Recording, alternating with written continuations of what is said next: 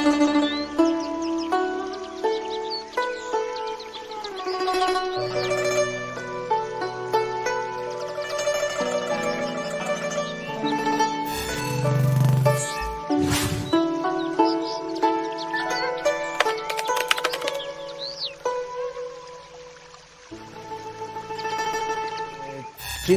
kokatzen mozu mapan dago hegoaldien eta kostaldien, nahiko gertu kostaldetik. Hongkonetik oso pare bat ordura.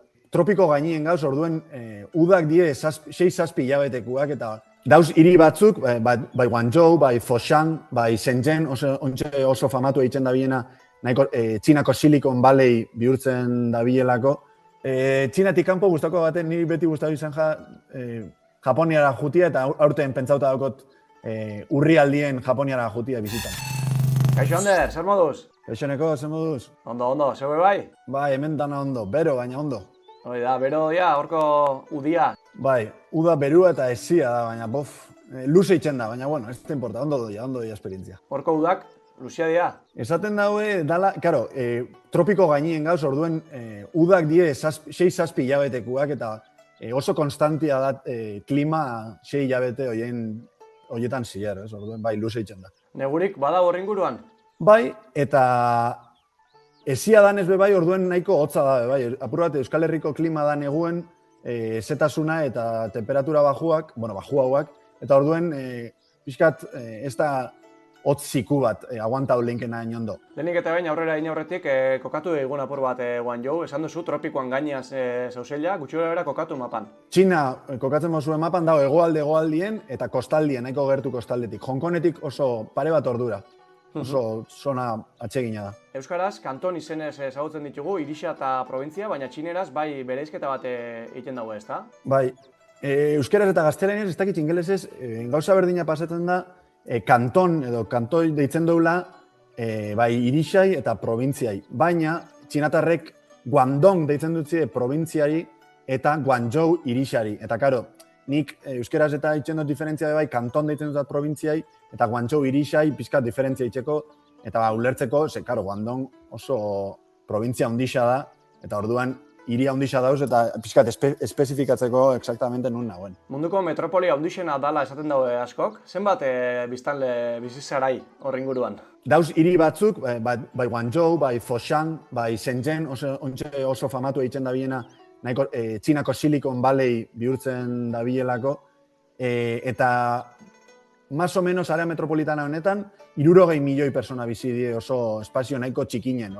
Punto batetik bestera, igual kotxez 2 orduko zonalde baten, 60 milioi persona. Hainbeste jenteekin, samurre egokitu zela horko egunerokora eta? Bai, ze irixak oso modernua dienez, behintzat zonaldeik handixena, oso zabala die kaliak, luziak, ez daukazu agobio sensazioik momentu bakar batien, oso ondo diseinauta dauz irixak hainbeste jente bizi izateko. Isa da, eraikinak oso altua diela eta badakizula jente mordua biziala bertan, baina ena ez agobio eta sentitu momentu bakarri.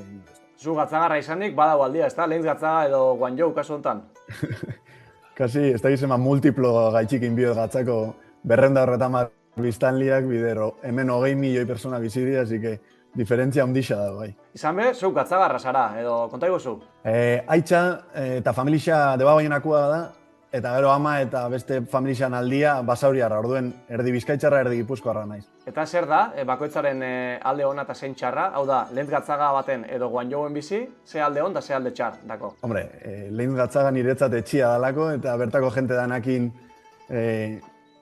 hainbeste konpartiru eta gero nire familia moruen diela, eta hemen oso kultura ezberdina dela eta mundua arrotza dela niretzat ondikan, hain hilabete gutxi pasau eta gero hemen, baina bueno, poliki-poliki ikusten nabil Txinaren gauza honak eta gustako baten destakatzia bat eta izan da oso dinamikoa dela, oso velozia handiko hiri edo herrialde badala. Eta irixa bera, esan dugu oso populatua dela, baina horrez gain, zer dako nabarmentzeko? Ez da hiri bat oso famatua turismo aldetik, monumento aldetik esango dut. Badauz beste hiri batzuk Xi'an edo Pekin bera, askoz monumento gehiago dituna eta postal baten edo gida baten jartzia askoz erresa badana. Hemen gehiago txinatarrak eta etortzen dira asko gastronomia turismo bat itxera. Da zonalde bat asko esportatu dana eta oso kalidade honeko gastronomia badaukona, eta jatetxietara jutia oso gomendagarria da, paseatzeko bai oso atsegina da, baditzu olako kale poli batzuk eta templo poli batzuk, baina hori, neuke esango danik oso turistiko aldetik oso instagrameablia. Baina hor bai ikusten dugu zure atzean etxe horratzak ugari, hori bai da igual baita beste ikurretako bat. Bai. Egiz esan, Txinako hiri handi asko, zentrua behintzat, zentro modernua da nahiko kopia eta pega. Dauz eraikin oso altuak, oso modernuak, oso berrixak, eta zentruak bai izaten die oso Blade Runner estilokuak. Gastronomixai da okizionez, Samurre egokitu zara? Oso diferentia?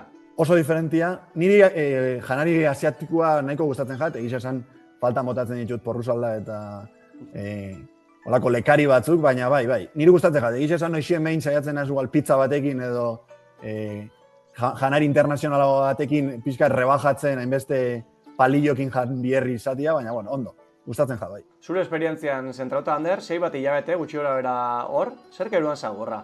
Ni nau Jaurlaritzako beka baten parte naiz, BEINT deitzen da beka, da Euskal Enpresak internazionalizatzen laguntzeko beka bat, eta 3 fase ditu beka honek. Dauko lehenengo teorikoa, dala 3 Euskal Unibertsitatetan muten guzkolako posgradu batzuk, gero da, bigarren fasia da gaur egun nauena, dala ekonomia eta komerzio bulego baten lanien urtebete, eta azkenengua da 8 hilabete gehiago, guztira 2 urte ditzen, enpresa pribatu baten bekadu moruen. Esan duzu, gaur egun noin bigarren fasean zauzela, ekonomia eta komertzio inguruko lantegi baten, konta iguzu, zein ja zure lana hor? Hemen nau ICEX deitzen dan Espainiar Estatuko departamento baten lanien, eta itxen duen lan estatuko enpresak baldin badauki edo dudaren bat, kontsultaren bat, inkluso harremanetan jarri gure badaue Txinako enpresekin edo gobernuakin edo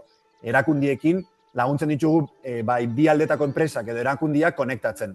Orden zubi moruen itxen dugu, modu ofizialien esan dezagun. Eta 3. faseia izango litzakeen hortan, zer tokako zatzu itia? Bai bekan zier ikusi douna jorratzen jarraitzeko modu bat, edo bakoitzak dakarren ikaskuntzaren arabera, aplikatu modu esperientzia internazional baten, ja esan dezagun parte pribatuan, egon gare ontxe parte publikuen, eta hurrengo fase izango zen parte pribatura pasatzia. Eta hor bertan jarraituko zu Txinan? Ideia da, bai, akaso igual beste hiriren batera jungo naiz, ez dakit, baina jake banabien eitzen esfortzu hori de txinatarra ikasi eta kultura honetaz alik eta geixen ikastia, gustauko jaten behintzat hurrengo fasea hemen itxia. Eta txinera aipatu duzu, ze moduz, moldatzen zara?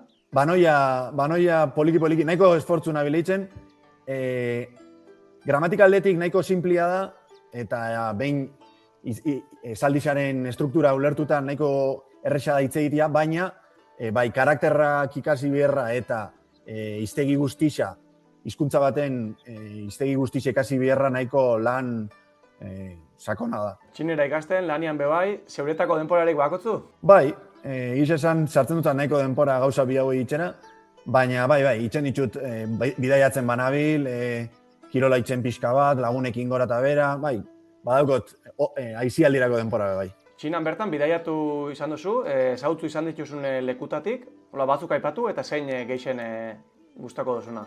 Niri desente oso diferentia da iparraldia eta hegoaldia. Egiz esan ni ontxe hegoaldien nagoenez, hegoaldien badituzu hiri oso turistikoak Hong Kong, Shenzhen aipatu duten alen,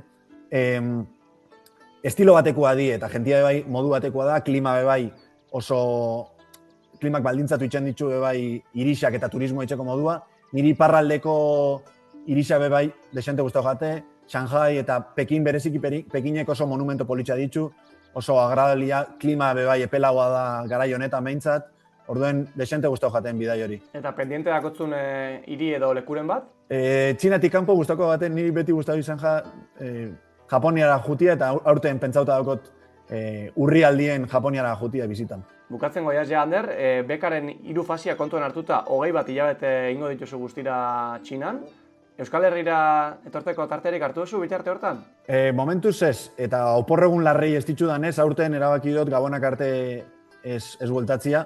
Gero, bigarren eta hirugarren fase hartien gabonetan egongo naz luze pixkat pilak rekuperatzen eta familiakin eta lagunekin ratu bat disfrutatzen, ez? Horretako gogua dauko bai. Eta epe luze hau batera begira, Txinan ikusten duzu zure burua? Eneuk esango, epe luzera eneuk esango, ez? Nik nahiko apego dutzat, bai herrixari, bai nire inguruko jentiari, orduen tartetxo bat hemen, esperientzia irabazi, bai personala, bai profesionala, eta gero etxera bueltatzia guztako. Ederto, Ander, mila esker, guri atiak zabaltzeagatik. Bai, zuei eskerrak, tarte hau politxe izan da, mila esker, ondo segi? Ondo segi, gero arte. Gero arte, agur.